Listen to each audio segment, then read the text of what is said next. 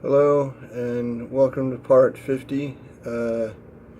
Just wanted to make a clarification and some other things. What I wanted to say was I said Islam isn't going away, but I neglected to say some other things. Judaism is not going away. I mean, it'll be forever. All the major religions, I strongly believe, will be with us forever, and they may overlap some, or maybe. I know, atheists, they say, well, what about us? Agnostics don't know what they believe or what to think of religion, but I believe there's religion overlap, meaning that there's room for Muhammad, and there's room for King David, and there's room for Jesus, and all of that. It all is of one body, although there are different religions, and that's fine. To be exclusive to one religion is totally fine. There's nothing wrong with that, and no means of force is going to bring about peace. That's incongruent with what should be. Using force to prevent war is just counterproductive. I think I think that peace has to come about through dialogue. Peace has to have a reason for being. Peace in itself is peace of mind, possibly prosperity. What else? One of the things that now I'm not down on Judaism. I think it's a great religion. They have books that I don't know, or a book at least, that speaks of how to get along better with others, and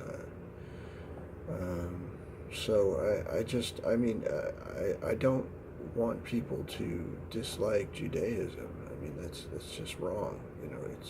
It's one of the major religions, albeit Israel isn't going away. That's not something that is feasible. That's ridiculous. So what I'd like to say, just to Israelis, is that or Judaic people, is that one thing that we had in the Christian book, I believe it was the New Testament, is love thy neighbor. Now that doesn't mean, lovey-dovey neighbor type of thing or something.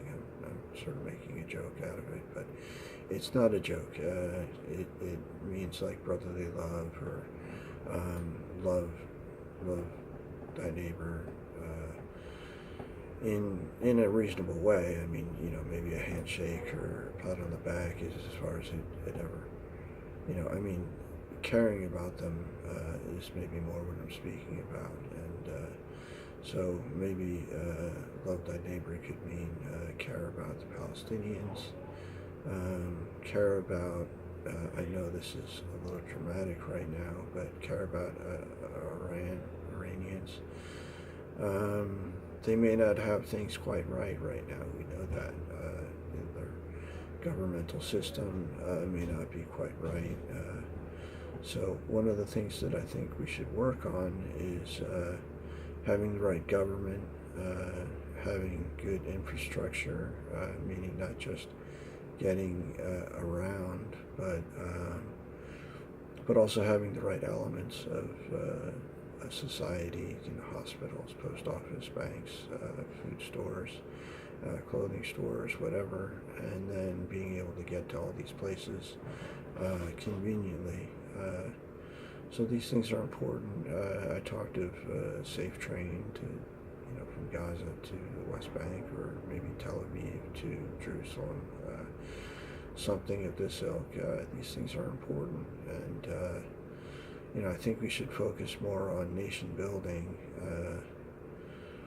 Even if we have to do it together with, other nationalities. Whatever. It's easy for me to say because I live in the United States, and we're a melting pot. Some of us are more than one ethnicity, and it makes it much easier for us because it's hard to hate somebody that's a lot of different religions, for just one sliver of their religion is something, and that we discriminate against, which is wrong. I mean, to discriminate is wrong, and apparently there's some horrible rift between Iran and Israel, or there appears to be. Maybe it's not as bad as it seems, but it shouldn't be. It really shouldn't be. I mean, Iran is fairly large, and I understand how Israel, doesn't like them in Syria, and with good reason, I guess. They shouldn't be there. I mean, Iran is Iran, and Israel is Israel, and Syria is Syria, and it should be of Syrians. And but it's not to say a handful of Iranians can't live there. It's just with military action going on, it's a little scary to be that close to Israel. And bringing about a peace is not something, it's a non-starter to use force to bring about a peace. That's not going to do it. In fact, I'd imagine the Israelis would go the other way and say, see, look at these people. They're violent. Why should we make peace with them? So that's counterproductive. I'm saying again, yes.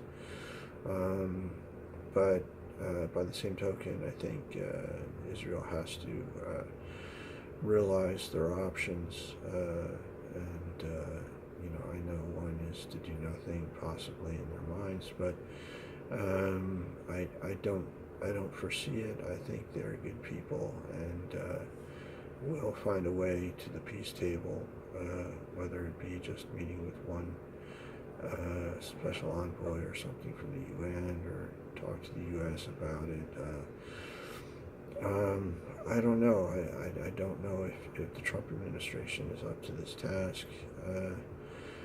I defer to the UN, because then we have the whole the entity of the UN and its procedures, and it's sort of not necessarily above, but it's just sort of the world's voice, and not another country interceding, but a group of them trying to help the UN being an organization, possibly having some answers for the Judaic people, or Israel, Jewish people, and I think that there needs to be a peace, and quickly. I don't think one has to do with the other. Iran and Israel feuding, one has nothing to do with the other, as far as I'm concerned. And Palestine is probably going to have to wait a little while longer. I don't recommend Israel waiting, the UN doing what it can to get the parties to the table, maybe one, and then one, and then maybe the people of Jerusalem as well, as one, and then maybe get them to the table or something. Working together would be so important, especially in Jerusalem, because it is multi-ethnic, and I think it needs to remain so. The other sticking point is having both capitals, Palestine and Israel, there. I know some may object, but they could be, separate. I mean, very, considerably away from each other, and like that. It already is multi-ethnic, and I think one of the good models of this is Sarajevo and Bosnia-Herzegovina. I know they're thinking of a better name or something over there, but excuse me, Bosnian Muslims, Bosnian Croats or Croatians and Bosnian Serbs live there, three ethnicities together, and they live with what happened, the war in Bosnia, and yet they still live together in Sarajevo. So it is possible to have a multi-ethnic capital city, and so maybe they can do it better or betterly. I think it's in the best interest of all. So with that said, I think I'm going to go. But this Iran and Israel, please don't instigate anything. Even if peace doesn't happen right away, there's no reason to start anything or do anything awful. It may take some time, some convincing. There are a lot of logistics that need to be worked out, and I'm not saying it should take a lot of time, but give it time. Time over violence is what I strongly suggest. And be considerate. I don't know. Maybe humble yourself to the fact that people are not perfect, and yourself included, possibly. And there's no reason for war or any sort of incursion or strike or whatever. Even if it's just to send a message with no casualties, it's just not an acceptable practice. So peace before all else is what I strongly suggest. It's not a suggestion. It's more of a philosophy. Peace, then prosperity, and whatever else can go on. Not just financial prosperity, but happiness and fun and joy and correct pleasures and whatnot. So I guess I've said enough on the matter. It's so important that there's peace. I think Iran has some soul searching to do. I think Israel may have some soul searching to do. So let's give it some time and see what happens. I'd like to see things happen far more quickly as far as the peace process regarding Palestine and Israel, but it may not be feasible. It may take some time to get all the logistics. A train may still need to be built and stuff. So, let's give it time. Let's not have violence. It's just not acceptable. Okay. All right. Have a good day, and God bless, and or Allah bless, or I still say God bless.